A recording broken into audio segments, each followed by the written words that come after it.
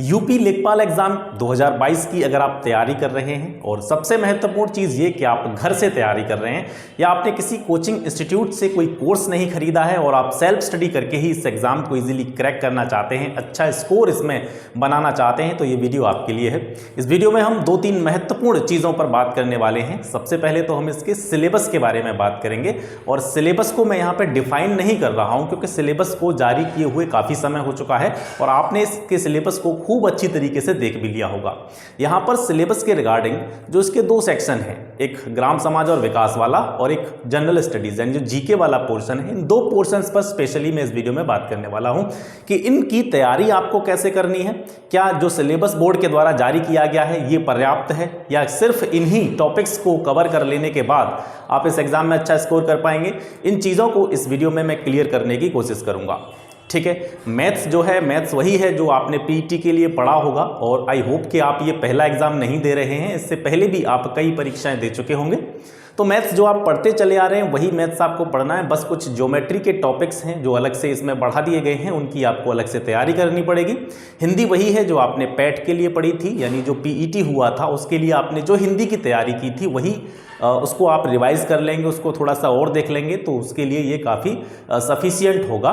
तो बाकी के जो 2 पोर्शन हैं आपके ग्राम समाज और विकास वाला और इसके साथ साथ जीएस का पोर्शन जो है, इनको आपको कैसे तैयार करना है, इसको तैयार करते समय आपको कौन कौन सी मिस्टेक्स, कौन कौन सी गलतियां नहीं करनी है, उसके बारे में मैं आपको इस वीडियो में बताने वाला हूं।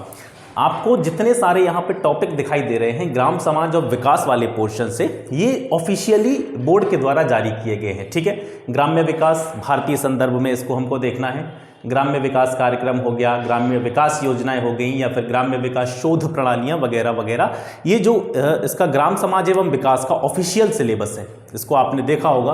अब प्रश्न ये उठता है कि क्या सिर्फ इन्हीं टॉपिक्स को क्लियर कर लेने के बाद या इन्हीं टॉपिक्स को अच्छी तरह से पढ़ लेने के बाद आप इस ग्राम समाज और विकास वाले पोर्शन में अच्छा स्कोर कर पाएंगे, इसकी क्या गारंटी है। तो आपने देखा होगा, मैं आपसे अभी बता रहा था कि आप कोई पहला एग्ज़ाम नहीं दे रहे हैं, आपने अगर 2-4 एग्ज़ाम पहले दिए होंगे तो आपने एक चीज़ देखी होगी कि बोर्ड के द्वारा जो भी सिलेबस जारी किया जाता है उसके अलावा भी आपसे परीक्षा में प्रश्न पूछे जाते हैं। ठीक है, क्योंकि ये जो पोर्शन है इसका नाम है ग्राम समाज एवं विकास। ठीक है, तो इस पोर्शन के अंतर्गत जितने भी आपको टॉपिक दे रहे हैं, इनको कवर करने के बाद भी आपको कुछ ऐसे टॉपिक्स हैं जो आपको देखने हैं, पढ़ने ही पढ़ने हैं।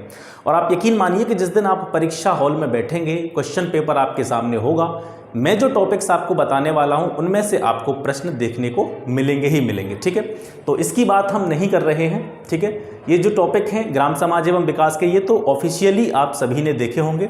इसके अलावा क्योंकि बात हो रही है ग्राम समाज एवं विकास की, तो ग्राम समाज जो होता है या गांव का जो भी माहौल होता है, गांव की जो भी पॉपुलेशन होती है वो किस पर डिपेंड होती है, एग्रीकल्चर पर डिपेंड होती है, कृषि पर निर्भर रहती है। और हम कहते हैं कि हमारे देश की जो इकोनॉमी है उसका आधार, उसका बेस क्या है, एग्रीकल्चर है। तो जब ग्राम समाज एवं विकास की बात होगी तो जाहिर सी बात है कृषि की भी बात होगी। तो इस एग्ज़ाम में ग्राम समाज एवं विकास वाला जो पोर्शन है, आपको उस भाग में ये जो टॉपिक्स आपको दिखाई दे रहे हैं यहाँ पे, इनमें से भी आपको प्रश्न 100% देखने को मिलेंगे। यानी कृषि की अगर बात होगी तो कृषि के प्रकार एवं उसके घटकों के बारे में बात होगी। ठीक है, कृषि कितने प्रकार की होती हैं, कौन कौन सी फसलें बोई जाती हैं। ठीक है, कृषि के लिए आवश्यक कंपोनेंट घटक कौन कौन से होते हैं, इसके बारे में भी आपसे प्रश्न पूछे जा सकते हैं। अर्थव्यवस्था जो इकोनॉमी है, ठीक है, और इकोनॉमी की बात यहाँ पे हम किस संदर्भ में करेंगे, इकोनॉमी की बात हम इस संदर्भ में करेंगे कि एग्रीकल्चर से जो इकोनॉमी प्राप्त होती है स्टेट को, ग्रामीण समाज को या हमारे देश को, उस संदर्भ में बात होगी यहाँ पे। ठीक है, तो ग्राम समाज एवं विकास का जो पोर्शन है उसमें कृषि भी आपको पढ़ना है। कृषि पढ़ने के साथ साथ मिट्टी, कितने प्रकार की मिट्टियाँ पाई जाती हैं, स्पेशल आप यूपी के रेफरेंस में इसको देखेंगे, यूपी में कौन कौन से प्रकार की मिट्टियाँ पाई जाती हैं, फसलें कौन कौन सी होती हैं, जैसे रबी, खरीफ, जायद वगैरह की फसलें कब बोई जाती हैं, कब काटी जाती हैं, इनके लिए किन किन चीज़ों की आवश्यकता होती है, कौन कौन सी स्थितियां इन फसलों के लिए होनी चाहिए, इसकी नॉलेज आपको होनी चाहिए। फसलों की बात होगी तो फसलों से संबंधित रोगों की बात होगी।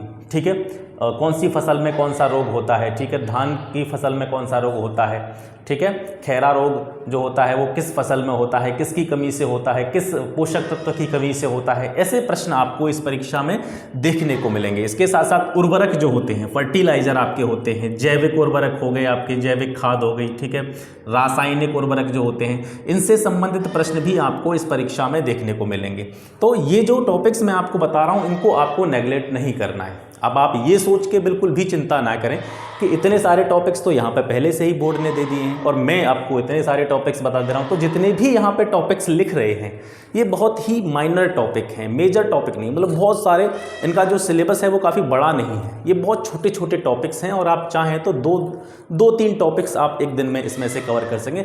एक दो पेज में अगर इनके आप नोट्स बनाएंगे तो उसमें आराम से कवर हो जाएगा आपका, बहुत ज़्यादा बड़े टॉपिक ये नहीं है। कृषि वानिकी से संबंधित प्रश्न आपको यहाँ पे देखने को मिल सकते हैं। कृषि की बात होगी तो क्रांतियों की भी बात होगी। हरित क्रांति हो गई आपकी, ठीक है, हरित क्रांति किससे संबंधित है, ठीक है, ये कृषि से ही संबंधित है, गेहूं की पैदावार से संबंधित है। जब ग्रामीण समाज की बात करते हैं तो आप जानते हैं कि ग्रामीण समाज में ही सबसे ज़्यादा पशुपालन होता है, शहरों के लोग तो पशु नहीं पालते हैं। सर्वाधिक पशुपालन ग्रामीण क्षेत्रों में होता है और पशुपालन की जब बात होगी तो दुग्ध की भी बात होगी, दूध की बात होगी। तो दो क्रांतियां हैं, जैसे हरित क्रांति हो गई आपकी, ठीक है, दुग्ध क्रांति या श्वेत क्रांति जिसको हम कहते हैं, इसकी बात भी यहाँ पे की जा सकती है। यानी जितनी भी क्रांतियाँ हैं एग्रीकल्चर से संबंधित, ग्रामीण समाज से संबंधित, ठीक है, या फिर आप एग्रीकल्चरल इकोनॉमी से संबंधित जितनी भी रिवॉल्यूशंस हैं उनको आप ध्यान से पढ़ें। प्रमुख संस्थान, जितने भी अनुसंधान संस्थान हैं और ख़ास करके वे अनुसंधान संस्थान जो उत्तर प्रदेश में स्थित हैं उनके बारे में आपको पढ़ना है, ठीक है। जैसे चावल अनुसंधान केंद्र कहाँ पे है, इसके साथ साथ गेहूं अनुसंधान संस्थान जो है वो कहाँ पर है। ऐसे जितने भी अनुसंधान संस्थान हैं, रिसर्च सेंटर हैं, उनकी नॉलेज आपको होनी चाहिए। MSP 2022 इसके जो आंकड़े हैं, न्यूनतम समर्थन मूल्य, किस फसल को कितना न्यूनतम समर्थन मूल्य दिया गया, लेटेस्ट जो इसके आंकड़े हैं वो 2022 के हैं, इनको आपको देखना है। फसल उत्पादन, कौन सी फसल का कितना उत्पादन हुआ 2021-22 के, आप ये डाटा देख सकते हैं, ठीक है। सर्वाधिक उत्पादन यूपी में किस फसल का किया गया, न्यूनतम उत्पादन किस फसल का हुआ, इस तरीके से जो आंकड़े हैं ये आपको याद रखने हैं। पशुधन गणना ये भी आपको देखनी है, 2018 जो लास्ट बार हुई थी ये 2018 में हुई थी। पशुधन जनगणना के आंकड़े, कितना पशुधन है, गायों की संख्या, भैंसों की संख्या, परसेंटेज वृद्धि, इन सभी आंकड़ों को आपको देखना है। वन रिपोर्ट लेटेस्ट जो आई थी वो 2019 में आई थी, ये भी आपको देखनी है। और इसके साथ साथ सबसे ज़्यादा महत्वपूर्ण आपको बहुत डीपली इसको पढ़ना है, कृषि शब्दावली को, ठीक है। जिस तरीके से हिंदी की एक शब्दावली होती है, अंग्रेजी की एक वोकैबुलरी होती है, उसी तरीके से कृषि की भी एक शब्दावली होती है, जैसे हम टर्मिनोलॉजी बोलते हैं। कुछ ऐसे टर्म्स हैं, कुछ ऐसे पद हैं, कुछ ऐसे शब्द हैं जिनके बारे में हमको, जैसे हमारे सामने आ जाए तो हमको पता नहीं होता है, हमने पढ़े नहीं होते हैं, उनसे संबंधित प्रश्न भी इस परीक्षा में आपसे 100% पूछे जाएंगे, ठीक है। तो आप कहीं से भी तैयारी कर रहे हैं या आपने कोई भी कोर्स ले रखा हो या आप किसी भी टीचर्स के अंडर अपनी एजुकेशन, अपनी पढ़ाई को जारी रख रहे हो, तो वहाँ से अपनी पढ़ाई करते रहें।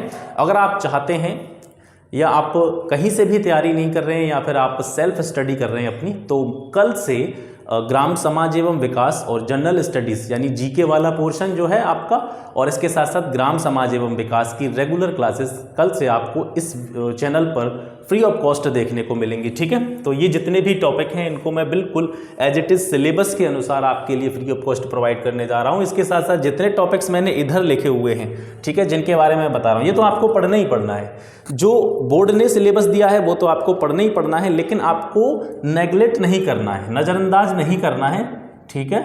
नज़रअंदाज आपको बिल्कुल नहीं करना है इन टॉपिक्स को।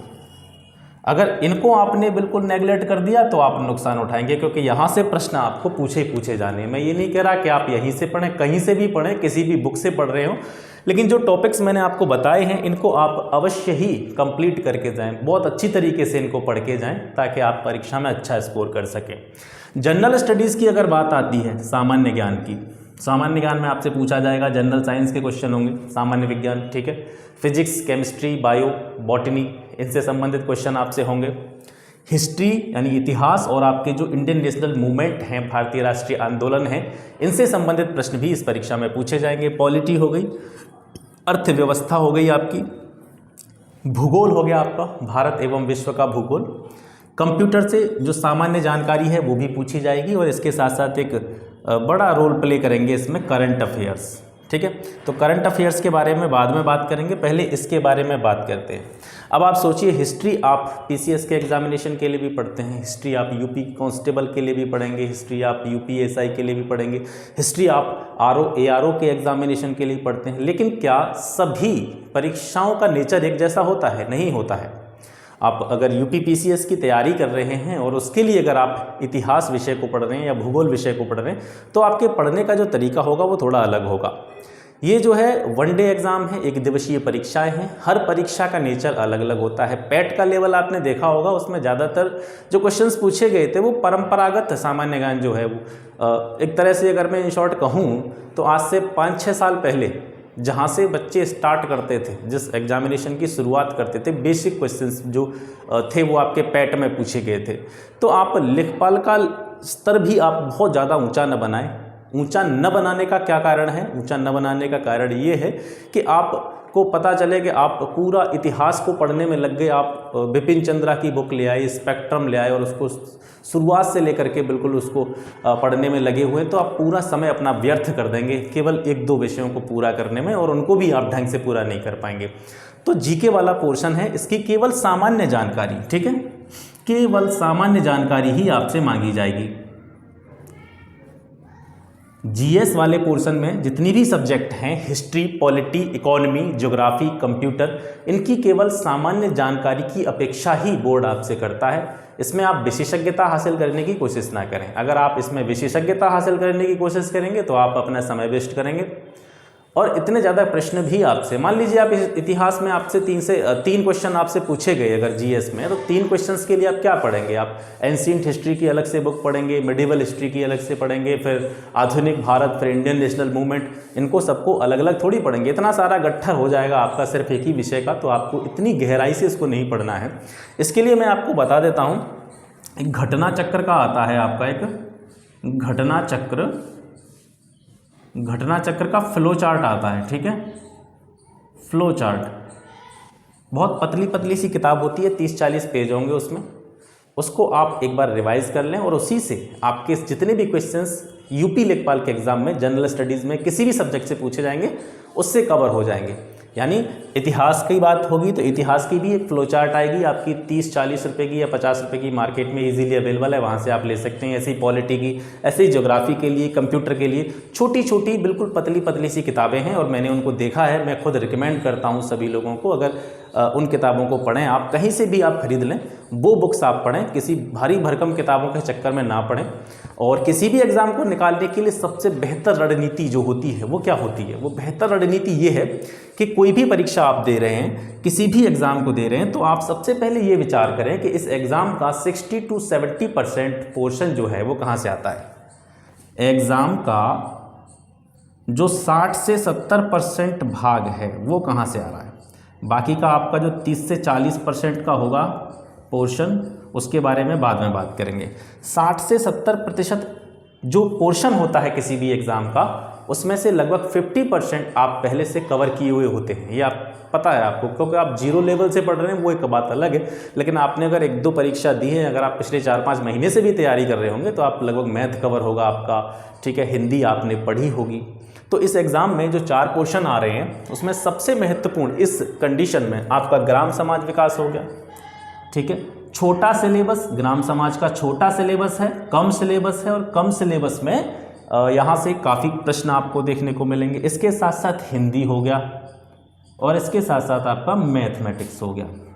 ये 3 पोर्शन भी आप कवर करते हैं। देखो 60 से 70% की बात मैं कर रहा था, ग्राम समाज, हिंदी, मैथ्स, ये 75% हो जाएगा आपका तीनों पोर्शंस को मिला के। अगर 75% में से आप 60-65 भी स्कोर करते हैं, ठीक है, तो ये पर्याप्त होगा, क्योंकि जो 25% बचेगा उसमें क्या आएगा, आपका जनरल स्टडी वाला पोर्शन आ जाएगा, सामान्य ज्ञान वाला। और सामान्य ज्ञान आप कितना भी पढ़ लें, आप 25 प्रश्न कभी नहीं कर पाएंगे। 25 प्रश्न आप बिल्कुल नहीं कर पाएंगे, उसमें आपका स्कोर 10, 12, 15 स्कोर उस बंदे का होगा जो बहुत अच्छी तरीके से पहले से उसका बेस जो होगा वो काफ़ी मजबूत होगा, काफ़ी लंबे समय से तैयारी कर रहा होगा, बहुत अच्छी उसकी जनरल स्टडी होगी, उसके 15 से 20 क्वेश्चन आएंगे। ठीक है, बाकी आप अभी मान लीजिए आप पिछले 4-5 महीने से तैयारी कर रहे हैं तो आप उसमें बहुत ज़्यादा अच्छा स्कोर नहीं कर पाएंगे, तो इसलिए उसको ज़्यादा हाईलाइट नहीं करना है, उसको ज़्यादा माइंडली नहीं लेना है। हमको एग्ज़ाम के एक बड़े पोर्शन को कवर करना है सबसे पहले, यानी मैथ्स आप बहुत अच्छी तरीके से कवर करें, हिंदी को बहुत अच्छे तरीके से कवर करें और ग्राम समाज को बहुत अच्छी तरीके से कवर करें। और उसके बाद में जो मैं आपको बुक्स बता रहा हूँ घटना चक्र के जो फ्लो चार्ट आते हैं, ठीक है, छोटी सी किताबें हैं, उनको आप एक बार रिवीजन कर लेंगे, 2-2, 3-3, 4-4 दिन में एक बुक आप खत्म कर देंगे, उसको आप बढ़िया तरीके से पढ़ लेंगे तो आप जीएस वाले पोर्शन में भी निश्चित रूप से अच्छा स्कोर करेंगे। ठीक है, तो इस तरीके से आपको करना है। हिंदी वही है जो आपने पैट में पढ़ी थी, लगभग वही हिंदी आनी है। मैथ्स के कुछ ज्योमेट्री के टॉपिक्स अलग हैं, अगर आप कहेंगे तो मैं ज्योमेट्री को आपकी को कंप्लीट करा दूंगा बिल्कुल अच्छी तरीके से, वो आप कमेंट सेक्शन में आप बता दें। अगर आप ज्योमेट्री की क्लासेस चाहते हैं तो ज्योमेट्री में जो भी टॉपिक्स अलग से दिए गए हैं इस एग्ज़ाम के रिगार्डिंग, उनको आप मुझे बताएं, मैं आपको उनको कवर करा दूंगा। बाकी की बात ये है कि मैं बात कर रहा था ग्राम समाज विकास के बारे में, तो ग्राम समाज विकास के जो ऑफिशियली टॉपिक हैं उनको कवर करने के साथ साथ आपको ये जो टॉपिक्स मैंने यहाँ पे बताए हैं ये भी आपको बहुत बेहतर तरीके से कवर करने हैं, और इसकी रेगुलर क्लासेस मैं कल से अपने इस चैनल पर प्रोवाइड करने जा रहा हूँ, जिसका कोई चार्ज नहीं है। आप चाहें तो यहाँ से भी पर डे इन क्लासेस को आप अटेंड कर सकते हैं, और ये बहुत ज़्यादा लंबा चौड़ा सिलेबस नहीं है, इसको मैं 15 से 20 दिन में ख़त्म कर दूँगा। आपके पास रिविज़न के लिए पर्याप्त समय होगा जिससे आप आसानी से रिवीजन कर पाएंगे। दूसरी चीज़ मैं आपको एक एडवाइस देना चाहूँगा कि मार्केट में बहुत सारी बुक्स इस सब्जेक्ट से रिलेटेड, जो आपकी ग्राम समाज एवं विकास है ये हो गया, या फिर जीएस हो गया, या फिर लेखपाल की बहुत सारी बुक्स जो हैं मार्केट में आ चुकी हैं। आप कभी भी ये गलती ना करें कि आप इस एग्ज़ाम को लेकर के आप बहुत सारी किताबों का बंडल या ढेर अपने घर में लगा लें, ये आपको नहीं करना है। सीमित सोर्सेज रखनी है आपको। अगर आपकी सोर्सेज जितनी सीमित होंगी, आप उन चीज़ों का उतने ही बेहतर तरीके से आप रिवीजन कर पाएंगे और निश्चित रूप से परीक्षा में अच्छे मार्क्स जो है गेन कर पाएंगे। ठीक है, तो मैंने आपको बताया कि ग्राम समाज विकास है ये आपको पढ़ना है, इसके साथ साथ ये टॉपिक्स आपको नेगलेक्ट नहीं करने। आप या तो यहाँ से पढ़ें या कहीं से भी पढ़ें, आपको इन टॉपिक्स को बिल्कुल अच्छी तरीके से तैयार करना है। और आप चाहें तो यहाँ से कल से आपको ग्राम समाज एवं विकास और इसके साथ साथ जीएस की जो रेगुलर क्लासेस हैं वो आपको मैं इस चैनल के थ्रू देने वाला हूँ। तो जुड़े रहिए मेरे साथ, मिलते हैं आपसे फिर ग्राम समाज की अगली वीडियो के साथ। तब तक के लिए नमस्कार, जय हिंद।